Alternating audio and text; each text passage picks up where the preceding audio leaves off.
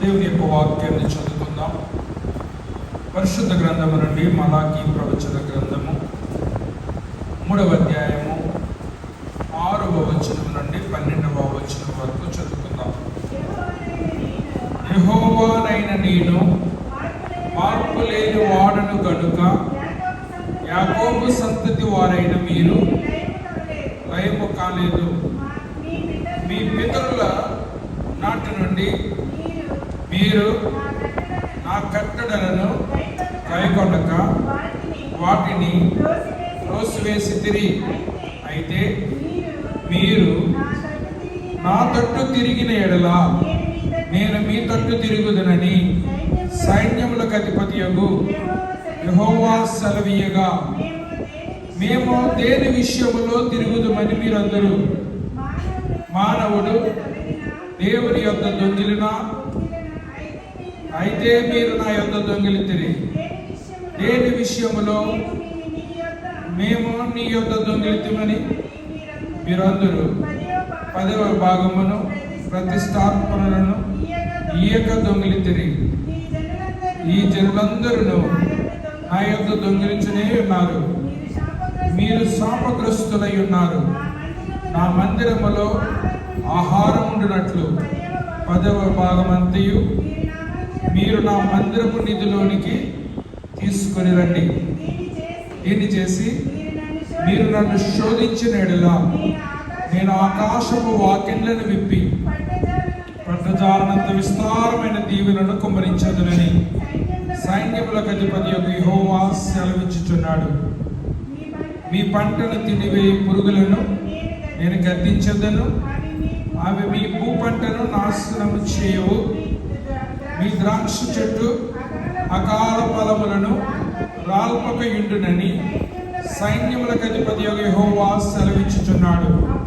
అప్పుడు ఆనందకరమైన దేశములో మీరు నివసింతురు గనుక అన్యజనులందరూ మిమ్మల్ని ధన్యులందరని సైన్యములకు అధిపతి యెహోవా సెలవిచ్చుచున్నాడు. దయతో తలవంచండి, ప్రార్థించుకుందాం. ప్రేమ నమ్మకము కలిగినటువంటి మా ప్రియ పరలోకపు తండ్రి, మీ పరిశుద్ధమైన పవిత్రమైన నామాన్ని బట్టి మీకు వందనాలు స్తోత్రాలు సమర్పించుకుంటున్నాం.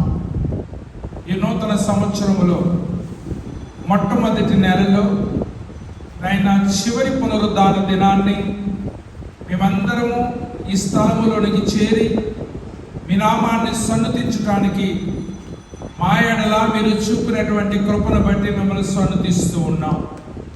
ఆరంభించబడినటువంటి యొక్క ఆరాధన నిరాటంకంగా కొనసాగించబడటానికి మీరు చేయించున్నటువంటి సహాయాన్ని బట్టి మీకు వందనాలు. మేమందరం ఒక కుటుంబంగా మీ బిడ్డలుగా చేరుకొని మీ నామాన్ని సన్నతించడానికి మా ఎడల మీరు చేసినటువంటి సహాయాన్ని బట్టి మీకు వందనాలు. మీరు తోడుకొని వచ్చిన ప్రతి బిడ్డను బట్టి వందనాలు.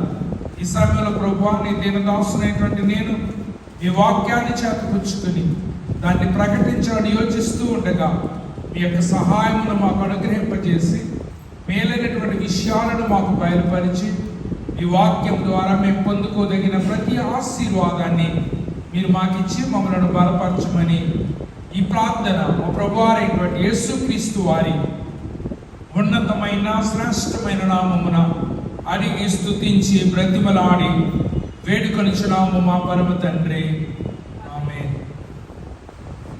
దేవుని సన్నిధిలోనికి కూడి వచ్చినటువంటి మీ అందరికీ కూడా క్రీస్తు పేరిట శుభవందనాలు తెలియజేస్తూ ఉన్నాను.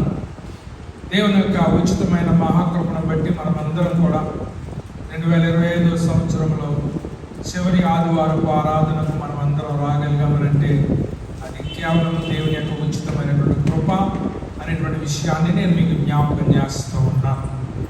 దేవుని యొక్క వాక్యం తెలియజేస్తుంది, ఎక్కడ 2-3 నా నామాన్ని కూడుకుంటారో వారి మధ్యన నేను ఉంటానని సెలవిచ్చారు.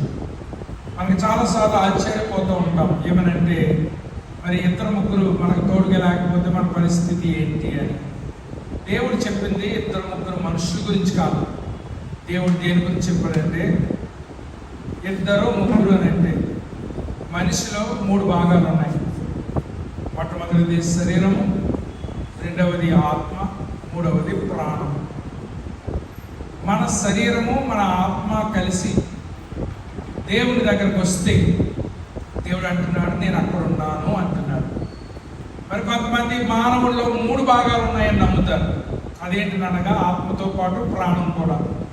మనము దేవుని ఆరాధించేటప్పుడు మన శరీరము, మన ప్రాణము, మన ఆత్మ, ఈ 3ంటిని కలిసి తీసుకుని వచ్చి దేవుని ఆరాధిస్తే అక్కడ నేను ఉంటాను అని దేవుడు సెలవిస్తూ ఉన్నాడు. ఎందుకంటే కొన్ని దేశాల్లో, కొన్ని ప్రాంతాల్లో 2-3 కూడా దొరకరు. మరి అలాంటప్పుడు వారు ప్రార్థన చేస్తే దేవుడు ఆలకించడా?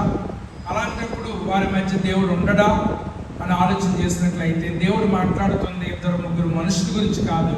శరీరము, ప్రాణము, మన ఆత్మ ఎక్కడైతే కలిసి ఉంటాయో, ఎక్కడైతే కలిసి ఆరాధిస్తామో, ఎక్కడ కలిసి ప్రార్థన చేస్తామో దేవుడు అక్కడ ఉంటాను అని అన్నాడు. నిశ్చయముగా ఈ రాత్రి దేవుడు మన మధ్య ఉన్నాడని నమ్ముతూ దేవుని యొక్క వాక్యాన్ని మనకు ధ్యానం చేసుకోవడానికి ప్రయత్నం చేద్దాం. ఈరోజు మనం చదువుకున్నటువంటి లేఖనంలో నుండి మనము ధ్యానించుకోబోయేటువంటి అంశం ఏంటనగా ప్రూవింగ్ గాడ్స్ ఫెయిత్ఫుల్నెస్, దేవుని యొక్క విశ్వాస్యతను రుజువు చేయుట. దేవుని యొక్క విశ్వాస్యతను రుజువు చేయుట, లేక దేవుని యొక్క నమ్మకత్వాన్ని రుజువు చేయుట అనేటువంటి సత్యం మీద ఇది నాటి వాక్యాన్ని నేర్చుకుందాం. కాలక్రమేణా 5 విషయాలను ఈ యొక్క సాయంకాలపు వేళ మీ ఎదుట నేను ఉంచాలని ఆశపడతా ఉన్నాను. మనం చదివినటువంటి ఈ లేఖన భాగము మలాకీ ప్రవచన గ్రంథములో నుండి మరి చదువుకున్నాం. ప్రియులారా, ఈ మలాకీ గ్రంథము పాత నిబంధన గ్రంథములో 39వ పుస్తకం. అదేవిధంగా ప్రవక్తల గ్రంథంలో 17వ పుస్తకం, చిన్న ప్రవక్తల గ్రంథాలలో 12వ పుస్తకం, అనగా పాత నిబంధనకు ఆఖరి పుస్తకంగా ఈ యొక్క మలాకీ గ్రంథాన్ని మనమందరము కూడా గుర్తించాలి. అయితే ఈ యొక్క మలాకీ గ్రంథములో మొట్టమొదటి ప్రసంగం దేంతో ప్రారంభించబడిందనంటే, దేవుడు మిమ్ములను ప్రేమిస్తున్నాడు అనేటువంటి దాంతో ప్రారంభించబడింది. మలాకీ గ్రంథంలో కేవలం 4 అధ్యాయాలు ఉన్నాయి. ఇందులో మొదటి అధ్యాయంలో దేవుడు ఏం చెప్తున్నాడంటే, దేవుడు మిమ్ములను ప్రేమిస్తున్నాడు అనేటువంటి ఆ యొక్క వాక్యముతో ఈ యొక్క మలాకీ గ్రంథం ప్రారంభించబడింది. అయితే ఈ యొక్క మలాకీ గ్రంథం ఆఖరి అధ్యాయంలోకి వచ్చేసరికి అది దేంతో ముగించబడింది అంటే, శాపముతో ముగించబడింది. మీ పిల్లలు దేవుని తట్టు తిరగకపోయినట్లయితే వాళ్ళు శపించబడతారు. మీరు శపించబడకుండా ఉండాలనంటే మీరు దేవుని తట్టు తిరగాలి అని మలాకీ ప్రవక్త ఈ లేఖనాలు తెలియజేస్తూ ఉన్నాడు. ప్రియులారా, ఈ మలాకీ గ్రంథము పాత నిబంధన గ్రంథములో చివరి పుస్తకం అయినప్పటికీ ఇది చాలా ప్రాముఖ్యమైనటువంటి పుస్తకం. ఎందుకనంటే దేవుడు ఈ గ్రంథం తర్వాత, ఈ యొక్క మలాకీ గ్రంథం తర్వాత 400 సంవత్సరాలు యూదా ప్రజలతో దేవుడు మాట్లాడలేదు, ఇశ్రాయేలీయులతో దేవుడు మాట్లాడలేదు. దేవుడు ఏదైనా చివరిసారిగా ఇశ్రాయేలీయులతో మాట్లాడాడు అని అంటే అది ఎవరి ద్వారా అంటే మలాకీ ప్రవక్త ద్వారా, ఈ చివరి పుస్తకం ద్వారా మాట్లాడాడు. ఇశ్రాయేలుకి ఎవ్వరికి తెలియదు ఈ ప్రవక్త తర్వాత దేవుడు సైలెంట్ అయిపోతాడని, ఈ ప్రవక్త తర్వాత దేవుడు తన ప్రజలతో మాట్లాడటం మానేస్తాడనేటువంటి సంగతి ఇశ్రాయేలీయులు ఎవ్వరూ కూడా గుర్తించలేదు. అయినప్పటికీ దేవుడు ఈ ప్రవక్తను లేవనెత్తి 400 సంవత్సరాల సైలెన్స్ కు ముందు దేవుడు ఈ ప్రవక్త ద్వారా మాట్లాడుతూ ఉన్నాడు. ప్రియులారా, ఇక్కడ మనం గమనించవలసింది ఏంటంటే, ప్రవక్త ఎలాంటి పరిస్థితిలో తన యొక్క పరిచర్యను ప్రారంభించాడు అనేటువంటి దాని గురించి మనం ఆలోచన చేసినట్లయితే, ప్రవక్త తన పరిచర్య ప్రారంభించేసరికి యాజకులు చెడిపోయినటువంటి వారిగా ఉన్నారు. చూడండి, విశ్వాసం చెడిపోయినా పర్వాలేదు, మరి సేవకులు చెడిపోతే అది అంత దౌర్భాగ్యం. ఇక్కడ ఈ యొక్క ప్రవక్త తన ప్రవచనాన్ని ప్రకటించడం మొదలు పెట్టే టయానికి అక్కడ ఉన్నటువంటి భౌగోళికమైనటువంటి పరిస్థితి, ఆ దేశంలో ఉన్నటువంటి దుస్థితి ఏంటంటే యాజకులు చెడిపోయారు. రెండవదిగా ఎప్పుడైతే యాజకులు చెడిపోయారో ప్రజలు కూడా చెడిపోయారు. ప్రజలు కూడా యాజకుల వలె వేషధారణ కలిగి వాళ్ళు ఏం చేస్తున్నారంటే దేవుణ్ణి వారు యథార్థంగా వెంబడించకపోయినా దేవుడు మాకున్నాడులే, మేము ఎలా ప్రవర్తించినా పర్వాలేదు అన్న రీతిలో ప్రజలున్నారు. ఎందుకనంటే ఎప్పుడైతే యాజకులు చెడిపోయారో ఆటోమేటిక్ గా ప్రజలు కూడా చెడిపోతారు. ఎప్పుడైతే యాజకులు ప్రజలు కూడా చెడిపోయారో దేవుని పక్షాన యథార్థంగా నిలబడేటువంటి ఒకరు కావాలి. అటువంటి పరిస్థితిలో దేవుని తరపున నిలబడటానికి దేవుడు ఎంపిక చేసుకున్నటువంటి వ్యక్తి ఎవరినంటే మలాకి అనేటువంటి ఈ యొక్క ప్రవక్త. ఈ మలాకి గ్రంథాన్ని చాలా మంది ఏమనుకుంటారనంటే మలాకి అనేటువంటి వాడు వ్యక్తి కాదు, మలాకి అనేటువంటిది ఒక బిరుదు అనగా భావిస్తూ ఉంటారు. ఎందుకనంటే మలాకి అనేటువంటి పేరుకి అర్థం ఏంటనగా మై మెసెంజర్, నా దూత అని అర్థం. నా దూత ఎవరైనా కావచ్చు. అందుచేత మలాకి అంటే ఒక దూతే కానీ ప్రత్యేకించి ఆ పేరు కలిగినటువంటి వ్యక్తి అనేటువంటి వాడు లేడు. ఈ మలాకి గ్రంథాన్ని ఎస్రా అనేటువంటి భక్తుడు రాశాడు అని కొంతమంది నమ్ముతూ ఉంటారు. ఎందుకంటే మలాకి గురించి ఇక్కడ తప్ప మనకెక్కడ కూడా సమాచారం అనేటువంటిది కనపడదు. కానీ ఒకటి మాత్రం సత్యం, లోకం చెడిపోయినటువంటి పరిస్థితిలో యాజకులు ప్రజలు చెడిపోయి తప్పుడు త్రోవలు నడుస్తున్నటువంటి పరిస్థితిలో మలాకి యథార్థవంతుడైనటువంటి దేవుని సేవకుడిగా వచ్చాడు అనేటువంటి విషయాన్ని నేను మీకు జ్ఞాపకం చేస్తూ ఉన్నాను. మలాకి చేసేటువంటి 2 పనులు ఏంటనగా మొట్టమొదటిది ఖండించుట, రెండవదిగా మరి ఎవరైతే మారు మనసు పొందారో అటువంటి వారిని ధైర్యపరచటం అనేటువంటి ఈ 2 పనులను చేయటానికి మలాకి వచ్చినట్లుగా మనం చూస్తూ ఉన్నాం. మనం చదివినటువంటి లేఖనానికి ముందు దేవుడు దేని గురించి మాట్లాడాడంటే మరి వెండిని నిర్మలము చేసినట్లుగా నేను మిమ్మల్ని నిర్మలము చేస్తాను, వెండిని శుద్ధి చేసినటువంటి రీతిగా నేను మిమ్మల్ని శుద్ధి చేస్తాను అని దేవుడు చెప్తా ఉన్నాడు. ఎందుకనంటే కరప్ట్ అయిపోయినటువంటి వాళ్ళకి, చెడిపోయినటువంటి వారికి, మరి వాళ్ళు ఎవరైతే అన్య సంబంధమైనటువంటి ఈ ప్రాక్టీసెస్ తో మరి మునిగిపోయారో అటువంటి వాళ్ళు ఒక ప్రక్కన అన్యాయంగా జీవిస్తూ దేవుని బిడ్డలుగా కూడా కొనసాగుతున్నటువంటి పరిస్థితిలో దేవుడు అంటున్నాడు, మీరు మొట్టమొదట మీరు శుద్ధి చేయబడాలి అని దేవుడు చెప్తా ఉన్నాడు. ఎందుకనంటే వెండిని శుద్ధి ఎలా చేస్తారో అని ఆలోచన చేసినట్లయితే వెండిని పుటమ వేసి దాన్ని శుద్ధి చేస్తారు. ఆ వెండిని శుద్ధి చేసేవాడి దగ్గరికి వెళ్ళి, అయ్యా ఇది శుద్ధి అయిందని మీకు ఎలా తెలుస్తుంది అని అడిగితే ఆ వెండిని శుద్ధి చేసేటువంటి వాడు చెప్పేటువంటి మాట ఏంటంటే వెండిని పుటమ వేసినప్పుడు అగ్నిలో కాలుస్తున్నప్పుడు ఈ పుటమ వేసేటువంటి వాడి యొక్క ముఖం ఆ యొక్క కరిగిపోయినటువంటి వెండిలో కనపడాలంట. రిఫ్లెక్షన్ అందులో కనపడాలంట. రిఫ్లెక్షన్ ఎప్పుడైతే అందులో కనపడుతుందో అప్పుడు వెండి శుద్ధి అయినట్లు అన్నమాట. వెండి మలినంగా ఉంటే మనిషి యొక్క రిఫ్లెక్షన్ అనేటువంటిది ఆ యొక్క వెండిలో కనపడదు. దేవుడు కూడా ఏమంటున్నాడంటే నేను మిమ్మల్ని శుద్ధి చేస్తాను. ఎలా శుద్ధి చేస్తానంటే నా రూపం మీలో కనపడాలి అన్న రీతిలో నేను శుద్ధి చేయబోతున్నాను అని దేవుడు శుద్ధి గురించి మాట్లాడుతూ, మీరు ఏదైనా అర్పణలు తీసుకొచ్చేటప్పుడు, ఏదైనా దశభాగాలు కానుకలు తీసుకొని వచ్చేటప్పుడు నా సన్నిధికి మీరు శుద్ధమైన వాటిని తీసుకురావాలి. శుద్ధమైనటువంటి వాటిని కాకుండా మీ ఇష్టానుసారంగా బ్రతికేసి అపవిత్రమైనటువంటి వాటిని నా దగ్గర తీసుకొస్తే నేను ఏమాత్రము కూడా అంగీకరించినని దేవుడు చెప్పి ముందుగా శుద్ధి గురించి మాట్లాడి తర్వాత దేవునికి ఇచ్చేటువంటి ప్రక్రియ గురించి మాట్లాడుతున్నాడు అనేటువంటి విషయాన్ని నేను మీ అందరికీ కూడా జ్ఞాపకం చేస్తూ ఉన్నాను. ప్రియులారా, ఇచ్చే దాని గురించి మాట్లాడటం అంటే చాలా భయంకరమైనటువంటి సబ్జెక్ట్. ఎందుకనంటే చాలా మంది ఏమనుకుంటారంటే ఇచ్చే దాని గురించి మాట్లాడేటప్పుడు పాస్టర్ గారికి డబ్బులు అవసరమేమో, సంఘానికి డబ్బులు అవసరమేమో, అందుకనే ఇచ్చే దాని గురించి మాట్లాడుతున్నారు అని చాలా మంది భావిస్తారు. కనుక ఈ సబ్జెక్ట్ మాట్లాడాలంటే చాలా కష్టమైనటువంటి పని. అయినప్పటికీ దయతో మీరు గమనించండి, బైబిల్ గ్రంథంలో యేసు ప్రభువారు 38 ఉపమానాలు మాట్లాడారు. 38 ఉపమానాలు మాట్లాడారు.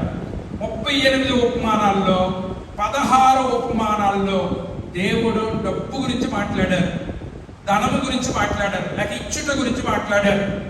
అందుచేత ఈ యొక్క ఇచ్చుట అనేటువంటిది చాలా ప్రాముఖ్యమైనటువంటి అంశముగా మనమందరము కూడా గుర్తించాలి. అనగా యేసయ్య మాట్లాడినటువంటి 38 ప్యారబుల్స్లోను 16 ప్యారబుల్స్ దేని గురించి మాట్లాడారు? ధనము గురించి మాట్లాడారు. ఇంకో విచిత్రం చెప్పనా, బైబిల్ గ్రంథంలో ప్రార్థన గురించి ఎన్నిసార్లు రాయబడిందంటే ఇంచుమించు 300 సార్లు ప్రార్థన గురించి రాయబడింది. ప్రార్థన గురించి, ఎందుకంటే మాట్లాడితే ప్రార్థన ప్రార్థన అంటాం. మరి 300 సార్లు ప్రార్థన గురించి రాయబడింది. తర్వాత మనం మాట్లాడితే దేని గురించి మాట్లాడుతూ ఉంటాం అంటే విశ్వాసం గురించి మాట్లాడుతూ ఉంటాం. విశ్వాసం గురించి 500 సార్లు రాయబడ్డది. 500 సార్లు విశ్వాసం గురించి రాయబడ్డది. కానీ విచిత్రం ఏంటో తెలుసా, బైబిల్లో డబ్బు గురించి లేక ఆస్తి గురించి లేక ఐశ్వర్యము గురించి 2000 సార్లు రాయబడ్డది. ఏంటి? ప్రార్థన కంటే విశ్వాసం కంటే కూడా ధనము గురించి బైబిల్ గ్రంథం ఎక్కువ మాట్లాడుతూ ఉంది. ఎందుకు దేవుడు ఇలా మాట్లాడుతున్నాడు అంటే ఒక మాట చెప్తున్నాను, నీ ధనం ఎక్కడ ఉంటుందో నీ మనస్సు అక్కడే ఉంటుందని ప్రభువు చెప్పారు. ధనం ఎక్కడ ఉంటుందో నీ మనస్సు అక్కడే ఉంటుందని చెప్పారు. ఎందుకు ప్రీస్టులు కరెక్ట్ అయిపోరని చెప్తున్నానంటే, ఈ యాజకులు లేక బోధకులు అనేటువంటి వారు దేని కోసం పనిచేయాలంటే దేవుని కోసం పనిచేయాలి. దేవుడి పని మనం చేస్తూ ఉన్నప్పుడు ఆయనే మన పోషకుడు, ఆయనే మనకిచ్చేటువంటి వాడు. కానీ సైతానుడు చాలా తెలివిని ఉపయోగించి ఇప్పుడు బోధకులను యాజకులను ఎటువైపుకి తిప్పేశాడంటే డబ్బు వైపుకి తిప్పేశాడు. అంటే ఏ పనైనా చేస్తే నాకు ఏం కలిసి వస్తుంది, ఏదో వ్యాపారం చేస్తున్నటువంటి బైబిల్లో లోకాసువార్తలో కూడా మీరు దేవుని సేవ వ్యాపారం చేసినట్టు చేయండి అంటాడు. దాని అర్థం వేరు, ఇంకో రోజు చెప్తానని. దాని అర్థం వేరు. కానీ ఇక్కడ సేవను ఏం చేశారంటే వ్యాపారం కింద మార్చేశారు.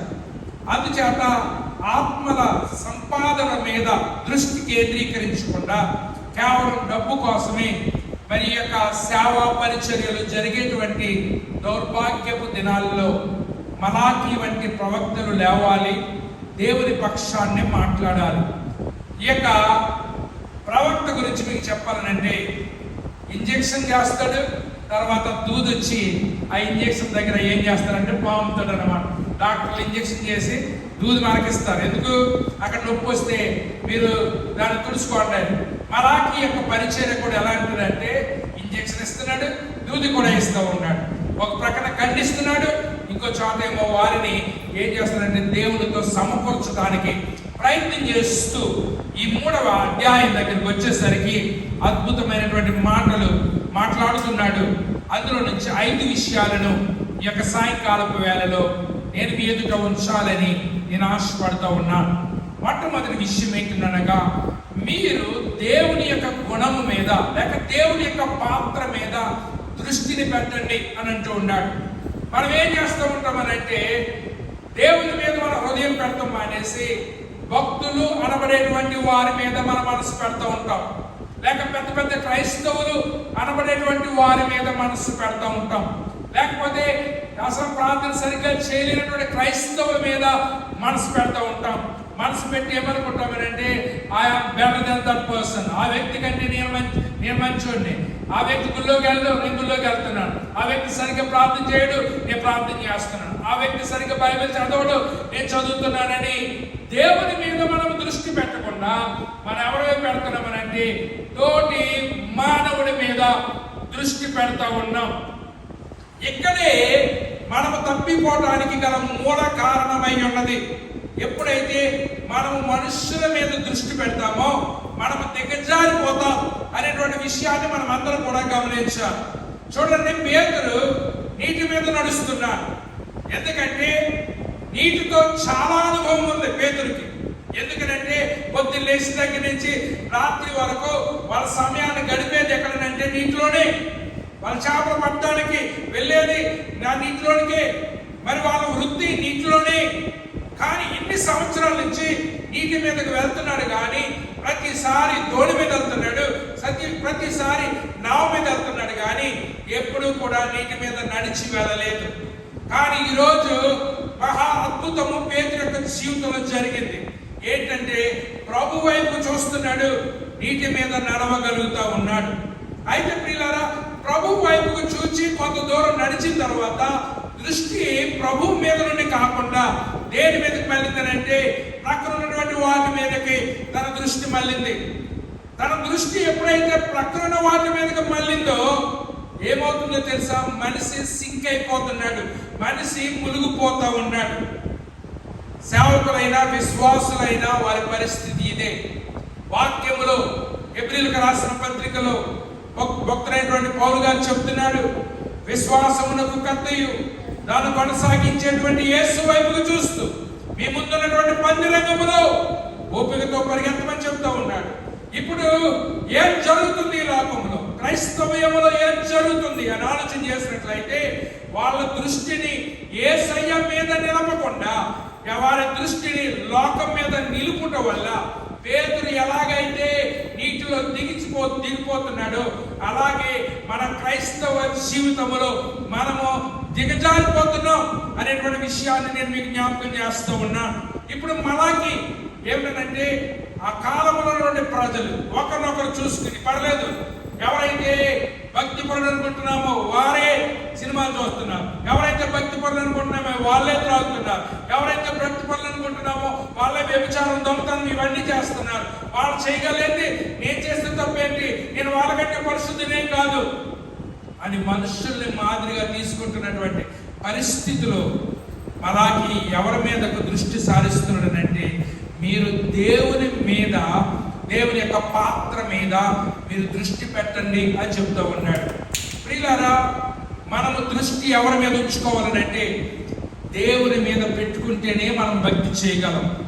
మనుషుల మీద మనం దృష్టి పెట్టుకున్నట్లయితే రోజు రోజుకి మనం ఏమైపోతామనంటే దిగజారిపోతాం, కానీ మనము పైకి వెళ్ళేటువంటి పరిస్థితి కాదు.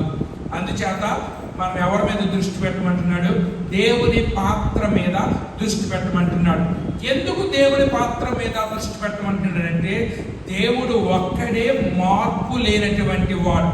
వాక్యం తెలియజేస్తుంది, యెహోవానైన నేను మార్పు లేనటువంటి వాడును కనుక యాకోబు సంతతి అయినటువంటి మీరు లయము కాకుండా ఉన్నారు అని దేవుని యొక్క వాక్యం తెలియజేస్తూ ఉంది.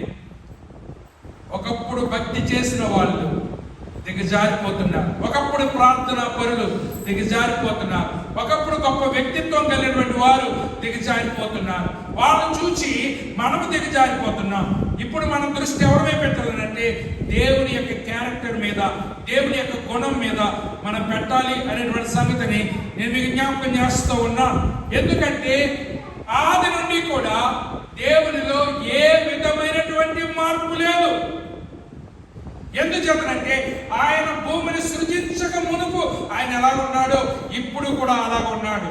ఆయన యాక్షన్ మారలేదు, ఆయన పద్ధతి మారలేదు, ఆయన జ్ఞానం మారలేదు, ఆయన సార్వభౌమత్వం మారలేదు, ఆయన నమ్మకత్వం మారలేదు, ఆయన నీతి మారలేదు, ఆయన పరిశుద్ధత మారలేదు, ఆయన ప్రేమ మారలేదు, ఆయన ఎందులో కూడా మార్పు లేదు. మనం ఏం చేస్తున్నామంటే రోజు రోజుకి మారిపోతున్నాం, రోజు రోజుకి మారిపోతూ ఉన్నాం. ప్రేమలు తరిగిపోతూ ఉన్నాయి, ఆప్యాయతలు తరిగిపోతూ ఉన్నాయి. మా చిన్నతనంలో ఎవరన్నా మా ఇంటికి చుట్టాలు వస్తే, చుట్టాలు వస్తే మరి చుట్టాలు వచ్చినప్పుడు కోడిని కోసేవారు అనమాట. అని చేత మా ఇంటికి ఎవరైనా చుట్టాలు వస్తే బాగుంది అనుకునేవారు. చుట్టాలు వెళ్ళిపోతుంటే ఏం చేసేవారు? మనకి చెప్పులు దాసేసేవారు. మీరు వెళ్ళొద్దు, ఇంకా 2 రోజులు ఉండండి అని చెప్పులు దాసేసేవాళ్ళు. ఎందుకంటే చుట్టాలు వెళ్ళిపోతుంటే అంత బాధ వచ్చేసింది. ఈరోజు వస్తుంది కానీ వచ్చి రాగానే ఏమని అడుగుతుందో తెలుసా? ఎన్ని రోజులు ప్లాన్ మీద వచ్చారు, ఏ పని మీద వచ్చారు, ఎప్పుడు వెళ్ళిపోతారని ఇంక్వైరీ ముందే లాగేసి మనం ఏం చేస్తున్నామనంటే ఆ ప్రేమ ఆప్యాయతలను మనం కోల్పోయి. చూసారా మనుషులు ఎంత మార్పు వచ్చేసిందో? ఒకప్పుడు చుట్టం వస్తే బాగున్నాం, ఎంతో బాగుండు అనుకునేటువంటి వాళ్ళు ఇప్పుడు చుట్టం వస్తే వాళ్ళకి ఏమైపోయిందనంటే భారంగా మారిపోయారనేటువంటి సంగతి నేను మీకు జ్ఞాపకం చేస్తూ ఉన్నాను. అందుచేత మనం ఎవరి వైపు చూడాలి? ఎవరి మీద దృష్టి పెట్టాలి అని ఆలోచన చేసినట్లయితే మనం ఎవరి మీద దృష్టి పెట్టాలని అంటే మనుషుల మీద దృష్టి పెడితే మనం అన్ని కోల్పోతాం, ఆప్యాయతలు కోల్పోతాం, ప్రేమను కోల్పోతాం, నిజమైనటువంటి స్వభావాన్ని కోల్పోతాం. అందుచేతనే మలాకి ఏమని ఆహ్వానిస్తున్నాడనంటే మీరందరూ కూడా మీ దృష్టిని ఎవరి పాత్ర మీద పెట్టమంటున్నాడు? దేవుని పాత్ర మీద పెట్టమంటూ ఉన్నాడు. ఎందుచేతనంటే ఆయన ఒక్కడే మార్పు లేనివాడు. రోజు మారిపోతే దాని మీద నమ్మకం ఉంచేది ఎలాగా? రోజు మారిపోతే దాని మీద నమ్మకం పెట్టుకునేది ఎలాగా? అందుచేతనే మన నమ్మకం ఎప్పుడు కూడా ఎవరి మీద ఉండాలని మార్పు లేనటువంటి దేవుని మీద ఉండాలి. ఎందుకనంటే మనము నిన్న చాలా ప్రేమగా చూస్తారు కదా అని మళ్ళీ రేపు వెళ్ళామనుకోండి వాళ్ళ ఇంటికి, వాళ్ళ ముఖం మార్చేసుకుని ఉన్నారు అనుకోండి, మనకి ఎప్పుడు వాళ్ళ ఇంటికి వెళ్ళాలనిపించదు. ఎందుకు అనిపించదు? అయ్యో నిన్న ఒకలాగా బిహేవ్ చేశారు, ఈరోజు ఇంకోలాగా బిహేవ్ చేశారు. మనుషుల పద్ధతి ఇలాగే ఉంటుంది. కానీ దేవుడు అలా కాదు. ఆయన ఎప్పుడు కూడా మారలేనటువంటి వాడు. అందుచేతన వాక్యం తెలియజేస్తుంది సమూయేలు మొదటి గ్రంథము 15వ అధ్యాయం 29వ వచనములో, మరియు ఇశ్రాయేలులకు ఆధారమైన వాడు నరుడు కాదు, ఆయన అబద్ధమానడు, పశ్చాత్తాపపడడు అని దేవుని యొక్క వాక్యం తెలియజేస్తుంది. ఇప్పుడు మనం ఎవరిని ఆధారం చేసుకోవాలి? ఎప్పుడు మార్పు లేని వాడిని ఆధారం చేసుకోవాలి. కొంతమంది అంటారు నాకు ఏం అవసరం లేనప్పుడు ఏమైనా అవసరం వస్తే నాకు ఫోన్ చేయ, ఏమైనా అవసరం వస్తే నన్ను అడిగే అని చెప్పేసి అంటూ ఉంటారు. తీరా కోసం నిజంగా అవసరం వచ్చి వాళ్ళు అడగడానికి ప్రయత్నం చేస్తే అయ్యో ఇప్పుడే ఇచ్చేసాను, అయ్యో ఇప్పుడే నాకు కూడా అవసరం పడింది అని ఏం చేస్తారంటే సహాయం కోసం హామీ ఇచ్చిన వాళ్ళు కూడా సరైన టైంలో హ్యాండ్ ఇచ్చేటువంటి పరిస్థితి మనకు కనపడుతుంది. కనుక మనం ఎవరిని ఆధారం చేసుకోవాలనంటే గడిగడికి మారిపోయేటువంటి మనుషుల్ని కాదు, మనం ఎవరిని ఆధారం చేసుకోవాలనంటే ఇశ్రాయేలుకు ఆధారమైన వాడు. ఆయన నరుడు కాదు మారిపోవటానికి, అబద్ధమాడడు, పశ్చాత్తాపడ్డు. ఆయన మనం ఆధారంగా చేసుకోవాలి. ఎందుకనంటే ఆయన మార్పు లేనటువంటి వాడు. అది మాత్రమే కాదు, యాకోబు పత్రిక 1వ అధ్యాయం 17వ వచనం తెలియజేస్తుంది, శ్రేష్టమైన ప్రతి ఈవియు సంపూర్ణమైన ప్రతి వరమును పరసంబంధమైనదై జ్యోతిర్మయుడకు తండ్రి యొద్ద నుండి వచ్చును, ఆయన యందు ఏ చంచలత్వమైనను గమనాగమనంలో కలుగు ఏ ఛాయ అయినను ఆయనలో లేదు. ఎందుకనంటే దేవుడు నీడను బట్టి మారిపోడు, దేవుడు పరిస్థితులను బట్టి మారిపోడు.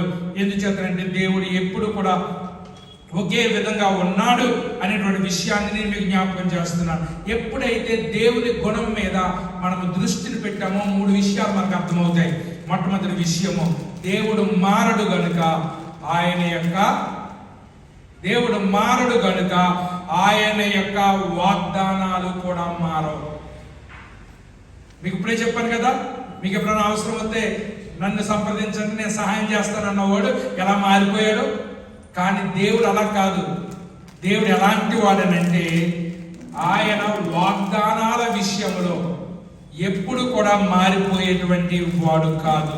రోమీయులకు రాసిన పత్రిక 4వ అధ్యాయము 21వ వచనం తెలియజేస్తుంది, దేవుణ్ణి మహిమపరిచి ఆయన వాగ్దానం చేసిన దానిని నెరవేర్చుటకు సమర్థుడని రూఢిగా విశ్వసించి విశ్వాసము వలన బలము నొందెను అని రాయబడ్డది.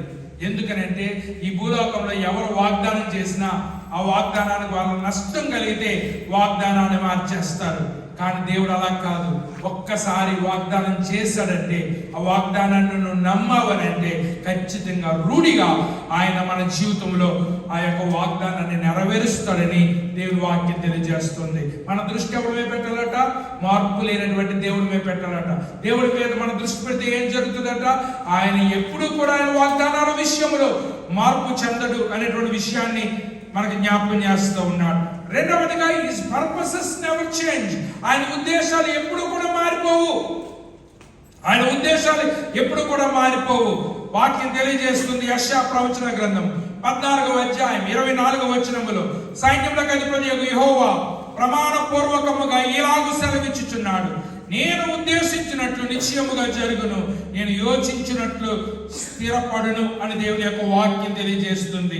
ఎందుకంటే దేవుడు ఏదైతే ఉద్దేశించాడో అది ఖచ్చితంగా నెరవేరుతుంది. అది మార్పు అనేటువంటి ప్రసక్తే లేదు. ఎందుచేతనంటే ఒక ఉదాహరణ చెప్తున్నాను. అబ్రహాముకు దేవుడు వాగ్దానం చేశాడు, ఆకాశం వైపు చూడు, నీకు చేతనైతే నక్షత్రాలు లెక్కెట్టు, భూమి వైపు చూడు, నీకు చేతనైతే ఇసుక రేణువులను లెక్క పెట్టమని చెప్పాడు. అప్పుడు దేవుడు ఏం చెప్పాడంటే, అంత సంతానాన్ని నేను నీకు ఇస్తానని చెప్పాడు. మరి ఇప్పుడు ఏమనుకుంటున్నాడంటే, 25 సంవత్సరాలు అయిపోయింది వాగ్దానం చేసి. 25 సంవత్సరాలు అయిపోతే వాగ్దానం చేసిన తర్వాత ఇంక దేవుడిని బాధ పెడతాం ఎందుకులే, దేవుడు ఇస్తానన్నాడు కానీ ఇస్తాడేంటిలే, ఈ లోపల నేనే మారిపోదామని ఏమంటున్నాడు తెలుసా? దమస్కు వాడు అయినటువంటి ఎలియాజరే నా ఇంటి పెద్ద దాసుడే నాకు వారసుడగును అని చెప్తా ఉన్నాడు. దేవుడు అంటున్నాడు, వారసుడు ఎలియాజరు అయ్యే కాలం అయితే నేను నీకు వాగ్దానం చేయటం ఎందుకు, నీ పట్ల నేను ఉద్దేశాన్ని కలిగి ఉంచడం ఎందుకు? ఎలియాజరు కాదు నీకు వారసుడు, నీ కడుపును పుట్టినటువంటి వాడే నీకు వారసుడు అవుతాడని దేవుడు 25 సంవత్సరాల తర్వాత దేవుడు మరి అబ్రహాముకు కుమారుణ్ణి అనుగ్రహించినట్లుగా మనం చూస్తూ ఉన్నాం. మొట్టమొదటిగా ఆయన వాగ్దానాలు మారు, రెండవదిగా ఆయన ఉద్దేశాలు కూడా మారు. ఎందుకంటే మనం దృష్టి ఎవరి మీద పెడుతున్నామో, మార్పు లేనటువంటి దేవుడి మీద పెడుతున్నాం కనుక ఆయన ఉద్దేశాలు మారు. మూడవదిగా హిస్ పర్సనాలిటీ నెవర్ చేంజెస్, ఆయన వ్యక్తిత్వం ఎప్పటికీ కూడా మారదు. మనుషులు ఎలా మారిపోతున్నారు అంటే, డబ్బు ఉంటే ఒకలాగా, డబ్బు లేకపోతే ఒకలాగా, అవసరం ఉంటే ఒకలాగా, అవసరం లేకపోతే ఒకలాగా మనుషులు మారిపోవటం అనేటువంటిది మనం చూస్తాం. కానీ దేవుని యొక్క వ్యక్తిత్వం ఎప్పుడు కూడా మారదట. హెబ్రీయులకు రాసిన పత్రిక 6వ అధ్యాయం 18వ వచనంలో ఆయన ఈ విధంగా సెలవిస్తున్నాడు, ఈ విధముగా దేవుడు తన సంకల్పము నిశ్చలమైనదని ఆ వాగ్దానములకు వారసులైన వారికి మరి నిశ్చయముగా కనపరచవలనని ఉద్దేశించిన వాడే తన అబద్ధమాడజాలని నిశ్చలమైన 2 సంగతులను బట్టి మన ఎదుట ఉంచబడిన నిరీక్షణను చేపట్టుట శరణాగతులమైన మనకు బలమైన ధైర్యము కలిగినట్లు ప్రమాణము చేసి వాగ్దానమును దృఢపరిచెను అని వాక్యము తెలియజేస్తూ ఉంది. ఎందుకనంటే ఆయన వ్యక్తిత్వము అనేటువంటిది ఎప్పుడు కూడా మారదు. ఉన్నా లేకపోయినా ఎప్పుడు ఒకలాగా ఉండాలి మనం. అంతేగాని డబ్బును బట్టి మారిపోయే వాళ్ళలాగా మన వ్యక్తిత్వం ఉండకూడదు అనేటువంటి విషయాన్ని నేను జ్ఞాపకం చేస్తున్నాను. ఎందుకంటే దేవుని చూసి మనం ఏం నేర్చుకోవాలి? ఆయన వాగ్దానం చేస్తాడు, కానీ ఎప్పుడు కూడా వాగ్దానం విషయంలో తప్పిపోడు. ఆయన ఉద్దేశం కలిగి ఉంటాడు, ఆ ఉద్దేశం ఎట్టి పరిస్థితుల్లో కూడా మన ఎడల తప్పిపోడు. మూడవదిగా దేవుని యొక్క వ్యక్తిత్వం అనేటువంటిది ఎప్పటికీ కూడా మారదు అనేటువంటి విషయాన్ని మనం అందరం కూడా గమనించాలని మనం చేస్తూ ఉన్నాం. రెండవదిగా మనం ఆలోచన చేస్తున్నాం. 5 విషయాలు చెప్తున్నాను కదా. మొట్టమొదటిది మనం ఏం నేర్చుకున్నామో, మనము దేవుని మీద దృష్టి సారించాలి అని భక్తుడు చెప్తా ఉన్నాడు. రెండవది ఏంటనగా, return wholeheartedly to God, పూర్ణ హృదయముతో నీ దేవుని వైపుకు తిరగమని చెబుతా ఉన్నాడు. ఎందుకంటే మీ పితరులు ఏం చేశారు? మీ పితరులకు నేను వాగ్దానం చేశాను, మీ పితరులను నేను బలపరిచాను, మీ పితరులను నేను ఆశీర్వదించాను. కానీ వాళ్ళు ఏం చేశారనంటే వారు త్రోవను విడిచి చెడిపోయారు. కనుక మీ పితరుల వలె మీరు అవ్వకూడదు అని చెప్తా ఉన్నాడు. ఏమైంది? 6 లక్షల కాల్బలము అరణ్యంలో నాశనం అయిపోయింది. ఎందుకు నాశనం అయిపోయింది? దేవుడు ఊరికి భోజనం పెడితే దేవుడా వందనాలని చెప్పలేదు, ఊరికి మాంసం ఇస్తే దేవుడా వందనాలని చెప్పలేదు. ఇలా ఒకటే నేర్చుకున్నారు ఏంటంటే, దేవుడు మనకు బాకీ. చాలా మంది ఇలాగ అనుకుంటున్నారు, దేవుడు మనకు బాకీ అని చేత దేవుడి దగ్గరికి రోజు వచ్చి దేవుడు నాకు అది ఇయ్యి ఇది ఇయ్యి అని అంటున్నా తప్ప, ప్రభువా నువ్వేమిస్తావో అది నేను పొందుకుంటాను అని ప్రార్థన చేసేటువంటి వాళ్ళు లేరు. దేవుడు ఏదో మనకు బాకీలా ఇవ్వకపోతే దేవుడు నాకు ఏం చేశాడు, దేవుడు నా ప్రార్థన ఆలకించాడా, నాకు ఇచ్చాడా అని తిరుగుబాటు చేసేటువంటి ప్రజలంగా మనం ఉంటున్నాము. కానీ దేవుని వైపు పూర్ణ హృదయంతో తిరిగేటువంటి వారిగా మనం ఉండటం లేదు. అందుచేతనే పితరులు చేసినటువంటి మంచి ఏదైనా ఉంటే తీసుకోండి, అది చేయండి. పితరులు ఏదైనా చెడ్డ చేసినట్లయితే ఆ పితరులు చేసినటువంటి చెడ్డను మాత్రము మీరు ఎట్టి పరిస్థితిలో తీసుకోకండి. ఎందుకంటే మీ పితరులు ఆ చెడ్డ కార్యాలను చేసి లయమైపోయారు. 31వ అధ్యాయం ద్వితీయోపదేశ కాండం 20వ అధ్యాయం 20వ వచనం తెలియజేస్తుంది, నేను వారి పితరులతో ప్రమాణం చేసినట్లు పాలు తేనెలు ప్రవహించే దేశమున వారిని ప్రవేశపెట్టిన తరువాత వారు తిని త్రాగి తృప్తి పొంది క్రొవ్విన వారై అన్య దేవతల తట్టు తిరిగి వాటిని పూజించి నన్ను తృణీకరించి నా నిబంధనను మీరుదురు. దేవుడు సమృద్ధిగా ఆహారం ఇస్తే ఆ ఆహారం వల్ల మనకి ఏం పెరుగుతుందంట? కొవ్వు పెరుగుతుందంట. కొవ్వు పెరిగిన తర్వాత ఏమంటారు తెలుసా? దేవుడి దగ్గరికి నేను వెళ్తాం కాదు, దేవుడే నా దగ్గరికి రావాలి అనుకునేటువంటి స్టేజ్కి మనుషులు వెళ్ళిపోయారు. దేవాలయం దగ్గరికి మనం వెళ్తామా? దేవాలయం మన దగ్గరికి వస్తుందా? దేవుడి దగ్గర మనం వెళ్తామా?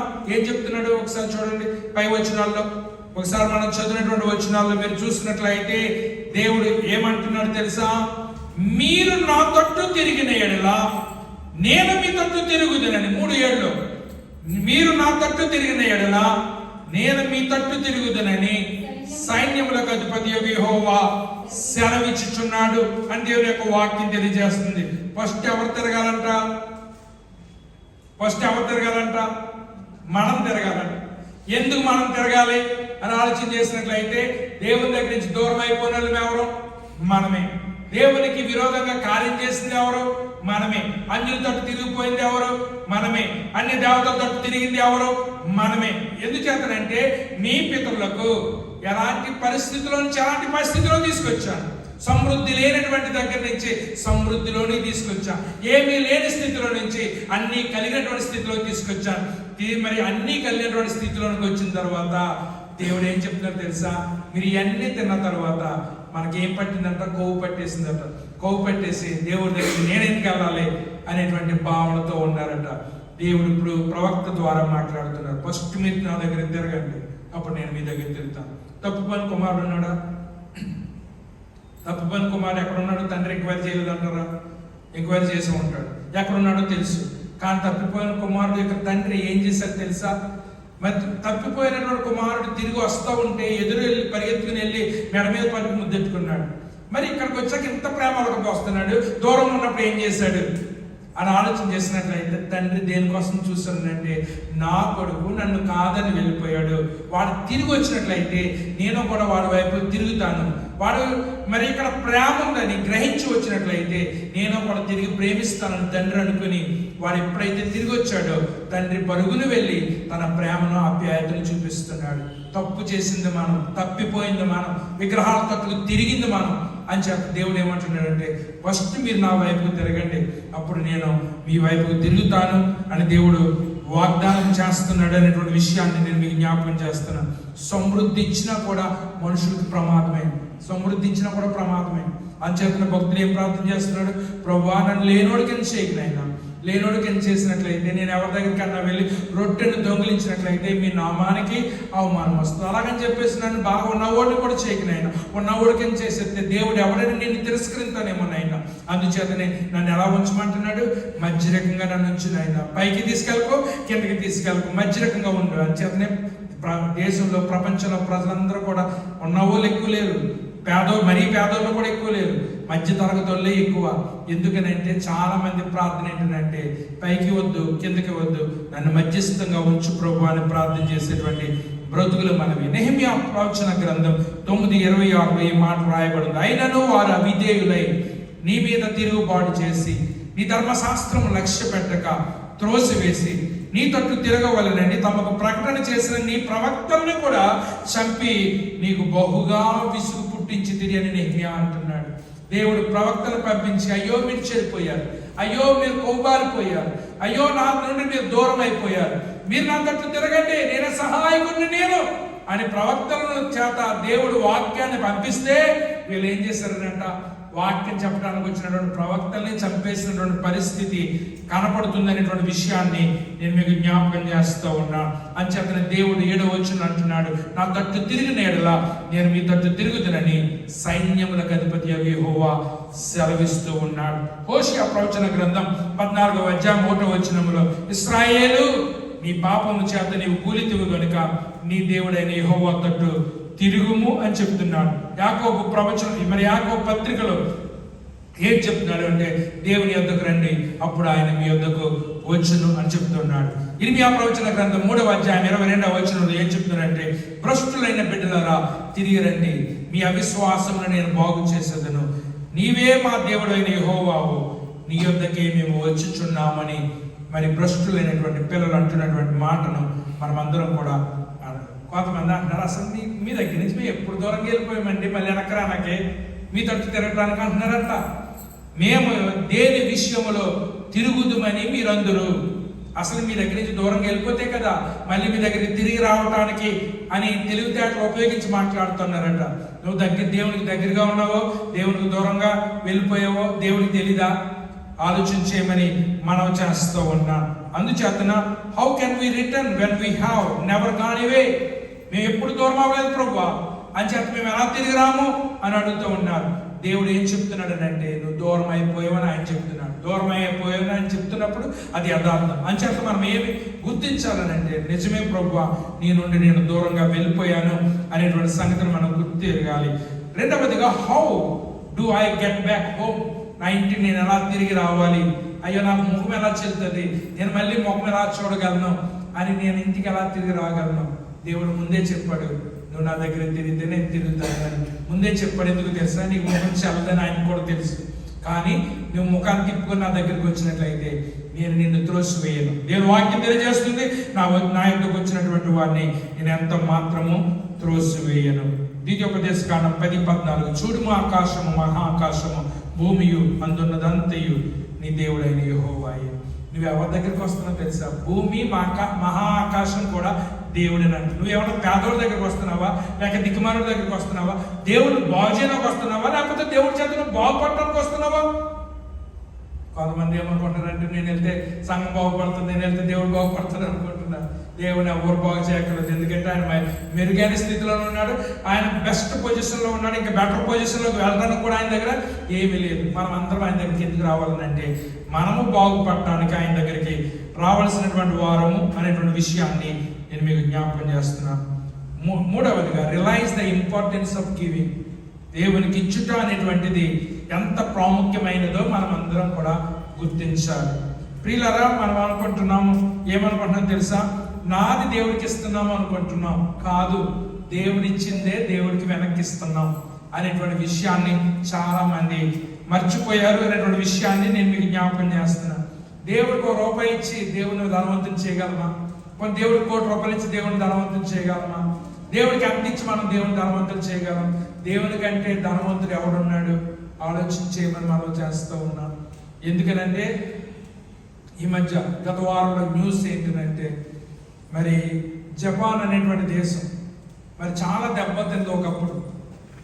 మరి వాళ్ళకి పూడ్చుకోలేనని అప్పులైపోయారు వాళ్ళ దేశాన్ని పునర్నిర్మించుకోవటానికి. ఈ మధ్య వాళ్ళ సముద్రం కిందకి వెళ్తేనట అత్యంత విలువైనటువంటి ఖరీదైనటువంటి ఖనిజం వాళ్ళకి కనిపించిందట. దాంతోనంట వాళ్ళ అప్పులన్నీ తీరిపోయి ప్రపంచంలోనే టాప్ 1 పొజిషన్లో ఉండగలిగేటువంటి స్థితికి వెళ్ళిపోతారట. ఆ యొక్క నిధిని కానీ పైకి తీసుకొచ్చినట్లయితే మరి ఇక్కడ గమనించండి, ఆ నిధి అంతా ఎవరిదే? సముద్రంలో ఉన్నటువంటి నిధి అంతా ఎవరిదే? సముద్రంలో ఉన్నటువంటి బంగారం అంతా ఎవరిదే? సముద్రంలో ఉన్నటువంటి విలువైనటువంటి రాళ్ళు ఎవరి? ఒక రాడ్ చాలు రాల్బరం అంతా కొంచెం మనకి కొనేయటానికి. అంత కెపాసిటీ ఎవరి దగ్గర దాచుకున్నాడు తెలుసా? దేవుడు అంత సమృద్ధి అయినటువంటి మరి ఈ యొక్క ఆశీర్వాదాలన్నీ ఆయన దగ్గర దాచుకున్నాడు. దేవుడు ఏమంటున్నాడు తెలుసా? నువ్వు నిజంగా నా దగ్గర తిరిగి వచ్చి నా మాట నువ్వు విన్నట్లయితే శ్రీమంతుడి బిడ్డవు కనుక నువ్వు ఆయన వారసత్వాన్ని పంచిపెట్టేటప్పుడు అంట తన కుమారుడికి ఎలాగైతే ఇస్తున్నాడో మనందరికీ కూడా అలాగే ఇస్తాడట. అందుచేత దేవుడు ఈ లోపల ఏం చేస్తున్నాడంటే నీకు పెద్దది ఇచ్చే ముందు నీకు ఇచ్చినటువంటి చిన్న దానిలో నువ్వు నమ్మకంగా ఉన్నావా లేదా అనేటువంటిది దేవుడు ఆలోచిస్తూ ఉన్నాడు. అందుచేతనే మీరు దేవుడిని ఎవరు కూడా ఉన్నవాళ్ళు చేయలేరు, దేవుడిని ఎవరో కూడా ప్రమోట్ చేయలేరు. ఎందుకంటే దేవుడు ఆల్రెడీ ప్రమోటెడ్ పరిస్థితిలోనే ఉన్నాడు. కానీ చాలా మంది ఏమనుకుంటారంటే దశమభాగము ఎందుకు ఇవ్వాలి, అది పాత నిబంధన గ్రంథంలో ఉన్నటువంటి ధర్మం కదా అని అనుకుంటారు. అసలు ధర్మశాస్త్రం ఇవ్వలేనప్పుడు 400 సంవత్సరాల పూర్వం అనగా అప్పుడు దేవుడు అస్సలు దశమభాగం గురించి మాట్లాడలేదు. మాట్లాడక ముందు 400 సంవత్సరాల పూర్వము ఏం చేశారంటే అబ్రహాము మెల్కీసెదెకుకు దశమభాగం ఇచ్చాడు. ఆదికాండము 14:20 శత్రువులను నీ చేతికి అప్పగించిన సర్వోన్నతులకు దేవుడు స్తుతింపబడును గాక అని చెప్పెను. అప్పుడు అతడు అన్నిటిలో ఇతనికి 10వ వంతు ఇచ్చాను. ఎవరికి ఇచ్చాడట? మెల్కీసెదెకుకు తన ఆస్తిలో 10వ వంతును దేవుడి సేవకుడైనటువంటి మెల్కీసెదెకు ఇచ్చాడు అని రాయబడ్డారు. ప్రియులారా, మనకు రాజ్యాంగం 1950లో మరి ఈ రోజునే మరి అది అమలు చేయటం ప్రారంభించారు. మరి జనవరి 26వ తారీఖు నుంచి దాన్ని అమలు చేయటం ప్రారంభించారు. రాజ్యాంగానికి అనేకమైనటువంటి సవరణలు చేశారు. చాలా సవరణలు చేశారు. సవరణ చేశారు అని అంటే పాత దాన్ని రద్దు చేసి కొత్త దాన్ని అమలు చేయాలని. కానీ అందులో ఇంకా చాలా ప్రకరణలు ఉన్నాయి, చాలా నియమాలు ఉన్నాయి. వాటిని సవరణ చేయలేదు. సవరణ చేయలేదంటే దాని అర్థం ఏంటో తెలుసా? వాటిని మార్చక్కర్లొద్దు అని చెప్తారు. ప్రియులారా, మీరు ఒక విషయం గమనించండి. ఏంటంటే దేవుడు యేసుప్రభు వారి దశభాగం గురించి నూతన నిబంధనలో మాట్లాడలేదు అని చెప్పేటువంటి వాళ్ళు ఉంటారు. ఈ చెప్పేవాళ్ళు కూడా దశభాగాలమే బతికే వాళ్ళే. ఈ చెప్పేవాళ్ళు కూడా దశభాగాల ద్వారా మరి ఈ యొక్క మినిస్ట్రీని రన్ చేసేటువంటి వాళ్ళే. కానీ వీళ్ళు ఏదో యథార్థవంతులాగా మిగిలిన వాళ్ళందరూ కూడా ద్రోహుల్లాగా చెప్పేటువంటి పరిస్థితి ఉంది. ద్వితీయోపదేశ కాండం 12వ అధ్యాయం 11వ వచనంలో దేవుడు ఏమంటున్నాడు? నేను మీకు ఆజ్ఞాపించిన సమస్తమును అనగా నీ దహన బలులను, నీ బలులను, నీ దశభాగములను, ప్రతిష్ఠితములుగా మీరు చేయు నైవేద్యములను మీరు యెహోవాకు మొక్కుకొను. మీ శ్రేష్టమైన మొక్కుబలులను మీ దేవుడైన యెహోవా తన నామమునకు నివాస స్థానముగా ఏర్పరచుకున్న స్థలానికే మీరు తీసుకుని రావాలను. అనగా మీ దశభాగాలన్నీ కూడా ఎవరి దగ్గర తీసుకురావాలి? దేవుని యొక్క స్థలానికి తీసుకురావాలి అంటున్నాడు. ఆమోసు 4:9లో ఏమంటున్నాడంటే, ఎప్పుడైతే మీరు దశభాగాలు తీసుకొచ్చారో మీ పంటలు పాడైపోకుండా నేను కాస్తాను మీ పంటల్ని, మీ పంటలలో సమృద్ధి అయినటువంటి పంట పండేటట్లు మీకు చేస్తానని చెప్పాడు. నూతన నిబంధన గ్రంథంలోకి వచ్చేటప్పుడు దేవుడు దశభాగం ఇవ్వద్దని చెప్పలేదు. దేవుడు దశభాగం ఇవ్వద్దని చెప్పలేదు. లూకాసు వార్త 11వ అధ్యాయం 42. ఈ మాట చాలా జాగ్రత్తగా గమనించు. అయ్యో పరిసయ్యులారా, మీరు పుదీనా, సదాప మొదలైన ప్రతి కూరలోనూ 10వ వంతు చెల్లించుచున్నారే గాని న్యాయమును దేవుని ప్రేమను విడిచి పెట్టుచున్నారు. మీకు అర్థమైందా? వాళ్ళు పుదీనాలు ఎత్తున్నారట. పుదీనా కిలోస్ ఎవరు దశభాగం ఎత్తారా? మరి వాళ్ళు మరి జీలకర్రలో కూడా దశభాగం ఎత్తున్నారట. నేను ఒకసారి సువార్త చేయడానికి ఒక ఊరు వెళ్ళాను. ఆవిడ చిన్న చిన్న పొట్లాలు కట్టించాలి ఎదురుగుండా పెట్టింది. ఏంటమ్మా ఈ పొట్లాలు అని అడిగాను. ఆవిడ ఏమన్నా తెలుసు? కిరాణా కొనుక్కొచ్చాను అయ్యగారు. ప్రతి కిరాణాలో కూడా కొంత భాగం దేవుడికి కట్టేసి నేను పట్టుకెళ్ళి దేవుని సన్నిధిలో ఇస్తానన్నది. అమ్మ, ఎంత విశ్వాసం నా తల్లి! ఇలాగ ఇచ్చేవాళ్ళు ఉంటే మేము అసలు కిరాణా కొనుక్కోకర్లేదు అని అనుకున్నాను నేను. అయితే అలాగ ఇచ్చిన వాళ్ళు ఇంతవరకు ఎప్పుడు కూడా కనపడలేదు. కానీ పరిశీలన ఎంత గొప్పలోనంటే వాళ్ళు పుదీనాలోనో జీలకర్రలోనో మరి ప్రతి దానిలో కూడా దశభాగం తీస్తున్నారట. కానీ వాళ్ళ దగ్గర ఏం లేదంట? దేవుడి ప్రేమ లేదట, దేవుడి న్యాయం లేదట. న్యాయం లేదు. వసూలు చేసేటప్పుడు కరాఖండిగా వసూలు చేస్తారు. మరి మాసం నుంచి రావులపాలెంకి 200 రూపాయలు అనుకున్న ఆటోకి 300 ఇచ్చుకుంటాడు. దశభాగం ఇచ్చేవాడే, కానీ 300 ఇచ్చుకుంటాడు. న్యాయం లేదు, ధర్మం లేదు, మరి సాటి మనిషి మీద ప్రేమ లేదు. దేవుడు ఏమంటున్నాడండి? పరిశుద్ధ వాటిని మానక, ఈ మాట అండర్లైన్ చేసుకోండి. ఏంటి తెలుసా? వాటిని మానక వీటిని చేయవలసి ఉన్నది. ఏంటి మానద్దు అన్నాడు? దశభాగాలు మీరు మానకండి, కానీ దశభాగాలతో పాటు ప్రేమ, న్యాయము అనేటువంటి దాన్ని కూడా మీరు పాటించండి అని చెప్పాడు. అంచేత దేవునికి ఇవ్వటం అనేటువంటి దానిని మనమందరం కూడా గుర్తించున్నాయి. ఎందుకంటే ఏ చెయ్యి ఇస్తుందో ఆ చెయ్యి దీవించబడుతుంది, ఏ చెయ్యి బిగబడుతుందో ఆ చెయ్యి మరి ఎప్పటికీ కూడా వర్ధిల్లదు అనేటువంటి విషయాన్ని మనమందరం కూడా గమనించాలని మనం చేస్తూ ఉన్నాం. కొరింథీయులకు రాసిన మొదటి పత్రిక 16వ అధ్యాయం 2వ వచనములో దేవుని వాక్యం తెలియజేస్తుంది. నేను వచ్చినప్పుడు చందా పోగు చేయకుండా, పౌలు భక్తుడు అంటున్నాడు, నేను వచ్చిన తర్వాత చందా పడతాం కాదు, మీరు ప్రతి ఆదివారమున మీలో ప్రతి వాడును తాను వర్ధిల్లిన కొలది తనకెంత సొమ్ము నిలువ చేయవలెను. ప్రతి ఒక్కరు కూడా ఆదివారం వచ్చేసరికి దేవుడు మీకు ఇచ్చిన దాంట్లో నుంచి కొంత సొమ్ము నిలవ చేయాలి అని చెప్తూ ఉన్నాడు. ఇందులో 3 విషయాలు మనకు కనపడుతున్నాయి. మొట్టమొదటిది పంక్చువల్. దేవునికి ఇచ్చుటలో మీరు సమయాన్ని పాటించాలి. కరెక్ట్గా ఆదివారం నాడు మీరు దేవునికి ఇవ్వగలిగేటువంటి పరిస్థితి కావాలి.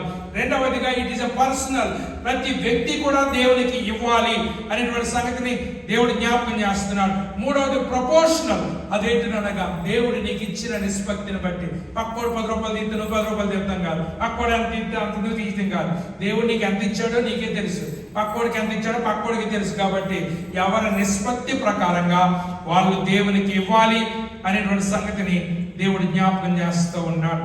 నాలుగవది రిలిక్విష్ కంట్రోల్ బై ట్రస్టింగ్ గాడ్. దేవుని నమ్ముట ద్వారా నీ చెయ్యి విడుము అని వాక్యం తెలియజేస్తుంది. కొంతమంది రూపాయి పోగు చేసి ₹1,00,000 సంపాదించేద్దామని ఊరిగా బిగబట్టేస్తారు. అంచేతన యాభరాసు పని ఎక్కువ అంట, పిసినారోడికేమో లోపుకేమో ఖర్చు ఎక్కువ అంట.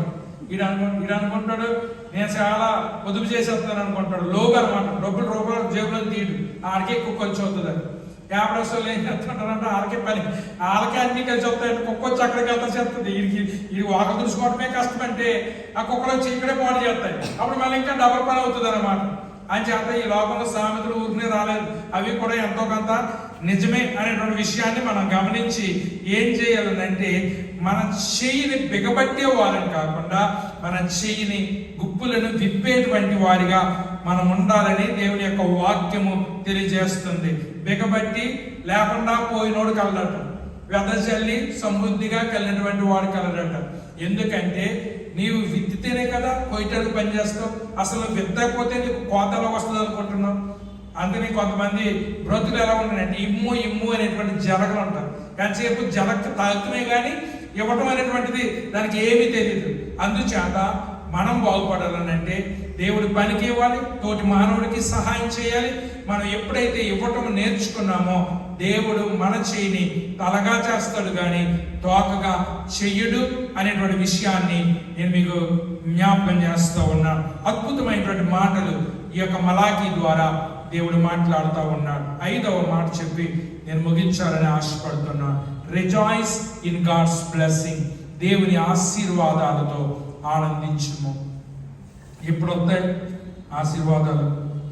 ఎప్పుడు వస్తాయి ఆశీర్వాదాలు? నువ్వు అసలు విత్తకుండా నీకు ఎలా వస్తాయి ఆశీర్వాదాలు? అసలు నువ్వు నాటకుండా ఫలాలు ఎలాగ ఆశిస్తున్నావు? అందుచేతనే నువ్వు విత్తితేనే ఆశీర్వాదాలు వస్తాయి. ఆ ఆశీర్వాదాలు నీకు ఆనందాన్ని కలగజేస్తాయి అని వాక్యం తెలియజేస్తుంది. మరి సామెతల గ్రంథం 3వ అధ్యాయం 9-10. నీ రాబడి అంతటిలో ప్రథమ ఫలమును నీ ఆస్తిలో భాగమునిచ్చి యెహోవాను ఘనపరచుము.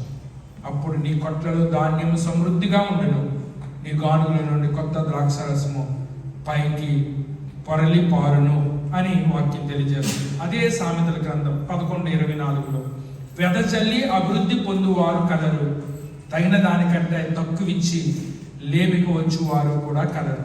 సామెతల గ్రంథం 22:9 దయాదృష్టి గలవాడు తన ఆహారంలో కొంత దరిద్రునికి ఇచ్చును, అట్టివాడు ఏం చేస్తాడట? దీవెన పొందును. ఎవరికైనా 2 దుప్పట్లు ఉంటే దేవుడు ఏమన్నాడు? లేని వారికి, దుప్పలు కప్పుకోవడానికి లేని వారికి ఒక దుప్పటిని ఇమ్మని చెప్పాడు.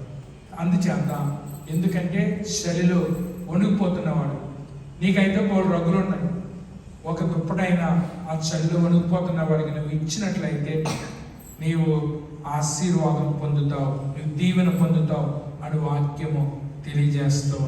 ఈ మధ్యకాలంలో చాలా మంది క్రైస్తవులు శీతాకాలం వచ్చిన తర్వాత రోడ్డు పక్కన పండుకునే వాళ్ళకి, మరి డివైడర్ మీద పండుకునే వాళ్ళకి చాలా మంది రగ్గులు పంచిపెట్టి మరి వాళ్ళు ఫేస్బుక్లో పెట్టడం జరిగింది. వాళ్ళు చేస్తున్నారు ఏంటంటే మంచి పని. దేవుడు అంటున్నాడు, నేను దిగంబరనై ఉంటుంది, నాకు వస్త్రాలు ఇచ్చావు, నేను రోగునై ఉంటుంది, నువ్వు నన్ను దర్శించడానికి వచ్చావు, నేను ఆకలిగానే ఉంటుంది, నాకు భోజనం పెట్టావు అంటున్నాడు. వీళ్ళందరూ అడుగుతున్నారు, ఎప్పుడు పెట్టాను ఆయన మీకు భోజనం అని. ఆయన అంటున్నాడు, నాలో మిగిలిన అల్పుడికి ఎవరైతే మీరు చేశారో అది నాకు చేసినట్లే అని దేవుడు చెప్తూ ఉన్నాడు. కాబట్టి దేవుని వాక్యం చూడడం ప్రియ సహోదర సహోదరి, నమ్మకత్వానికి రుజువు ఎవరనంటే మన దేవుడు. ఈ లోకంలో ఎవరిని నమ్మకపోయినా మనం ఎవరు నమ్మొచ్చునంటే దేవుని యొక్క విశ్వాస్యతను నమ్మొచ్చు. ఈ వాక్యం అంతా కూడా మనకు బోధిస్తుంది ఏంటనగా దేవుని యొక్క విశ్వాస్యత రుజువు చేయబడుతుంది. లాస్ట్ ఒక మాట, దేవుణ్ణి మనం శోధించమని ఎక్కడ లేదు బైబిల్లో, మలాకీ గ్రంథంలో తప్ప. దేవుడు మలాకి గ్రంథం అంటున్నాడు, మీరిచ్చి నన్ను శోధించండి, ఆకాశపు వాకిళ్ళను విప్పి పట్టజాలంత విస్తారమైనటువంటి ధననిధులను దేవుడు కుమ్మరిస్తానంట. ఇవ్వకుండా ఆశించుకో. బ్యాంకులో డబ్బులు ఇవ్వకుండా అందరూ డాక్టర్ వాళ్ళందరూ డబ్బులు తీసుకుంటారని నువ్వు బుక్ కట్టుకెళ్ళిపోయి డబ్బులు తీసుకుంటారంటే నువ్వు ఎప్పుడైనా ఇంతే కదా అందరూ తీసుకుంటానికి. మనం డ్రా చేయాలని అంటే ముందుగా దాంట్లో ఏం చేయాలన్నమాట, డిపాజిట్ చేయాలి. నువ్వు అందరికీ మంచి పని చేస్తే దేవుడట నీ అకౌంట్లో ఆయన డిపాజిట్ చేస్తాడట, నీ అకౌంట్లో డిపాజిట్ చేస్తాడట. ఎంత అద్భుతమైన ఒక ఉదాహరణ చెప్తున్నా. 2020 సంవత్సరంలో చర్చలు సరిగ్గా లేవు. అదే సంవత్సరంలో తుఫాన్ వచ్చి ఏమైంది, పంటలు కూడా నాశనం. సరిగ్గా పంటలు చేతికి వస్తాయని అనగా నాశనం అయిపోతే దేవుడు ఎంత గొప్పడో చూడండి. నేను HDFC బ్యాంకులో ఒక అకౌంట్ ఉంది. ఆ అకౌంట్ నేను ఆపరేట్ చేయటం మానేసి ఇంకా ఆటోమేటిక్గా అదే క్లోజ్ అయిపోతుంది అనుకుని దాన్ని నేను పట్టించుకోలేదు. సడన్గా ఒక రోజున దాంట్లో ఎవరో 2,000 వేసారు అన్నమాట. 2,000 వేస్తే మరి ఆ దగ్గర నెంబర్ ఎందుకు ఉందో వాళ్ళు ఎందుకు వేస్తారో నాకు తెలీదు. నేను ఈ అకౌంట్ని చెక్ చేసినప్పటికీ 72,000 ఉందండి. 72,000 ఉంది. నేను ఆ అకౌంట్ని పట్టించుకోవడం మానేశాను. మానేస్తే 72,000 ఎలా ఉందని అంటే, పంటలు పాడైనందుకు ఇన్సూరెన్స్ కట్టాం మేము. ఆ ఇన్సూరెన్స్ డబ్బులు ఏం చేశారంటే మరి రన్నింగ్లో లేనటువంటి ఆ అకౌంట్లో మరి జగన్ అనుకుంటున్నప్పుడు జగన్ ప్రభుత్వం వాళ్ళు వేశారు. అప్పుడు దేవుడా చర్చ రన్ అవ్వట్లేదు, పరిస్థితులు బాగలేదు, ఇటువంటి పరిస్థితుల్లో ఎడారిలో సెలయేర్లాగా నువ్వేం చేసావు అనమాట, పనిచేయదనే అకౌంట్లో కూడా ఎవరు వేశారు డిపాజిట్? జగన్ కాదు. అంత జగన్కి ఆజ్ఞాపించినోడు ఎవరు చెప్పండి? ఎవరు జగన్కి ఆజ్ఞాపించినోడు ఎవరు? దేవుడు. అంచేత మనం మంచి అనేటువంటిది చేస్తే మన అకౌంట్లో డిపాజిట్ ఎవరు చేస్తారని అంటే దేవుడే చేస్తాడు. మీరు ఇచ్చి నన్ను శోధించండి, ఆకాశపు వాకిళ్ళను విప్పి పట్టజాలనంత విస్తారు. దేవుని బిడ్డలకు కొద్దువే లేదు. ఎందుకంటే దేవుడు అన్నీ కూడా ఆయన అంటున్నాడు. మనం ఆయన బిడ్డలు, మనం దేని మీద ఆనుకోవచ్చునంటే ఇశ్రాయేలులకు ఆధారమైనటువంటి యెహోవా మీద ఆనుకోవచ్చు. ఎందుకనంటే ఆయన విశ్వాస్యతకు మారుపేరు. ఎవరి వైపు చూడక్కర్లేదు కష్టాలు వచ్చినప్పుడు, ఎవరి వైపు చూడక్కర్లేదు బాధలు వచ్చినప్పుడు, నువ్వు ఆ యేసయ్య వైపుకు చూస్తే ఆయనే నిన్ను కష్టాల నుంచి బయటికి తీసుకొస్తాడు. మనుషుల వైపు చూచి నువ్వు నిరాశపడద్దు, నిస్పృహకు నిరుగు కావద్దు. దేవుని వైపు చూచి ధైర్యం పొందుకోండి. ఎందుకంటే ఆయన వాగ్దానాలు మారవు, ఆయన ఉద్దేశాలు మారవు, ఆయన వ్యక్తిత్వం మారదు. ఆయన అన్ని వేళలా 24 hours ఇశ్రాయేలును కాపాడు దేవుడు, కునుకడు నిద్రపోడు అని చెప్తూ ఉన్నాడు. 24 hours మన కాస్తూ ఆయన మనల్ని బలపరచడానికి సిద్ధంగా ఉన్నాడు. కనుక ఆయన వైపు చూచి ఆయన నమ్మకత్వాన్ని, ఆయన విశ్వాస్యతను రుజువు చేసినటువంటి దేవుడు కనుక ఎడతగినటువంటి విశ్వాసాన్ని ఆయన మీద కనపడదాం. అట్టి కృప పరిశుద్ధాత్మ దేవుడు మనందరికీ అనుగ్రహించి నడిపించును గాక.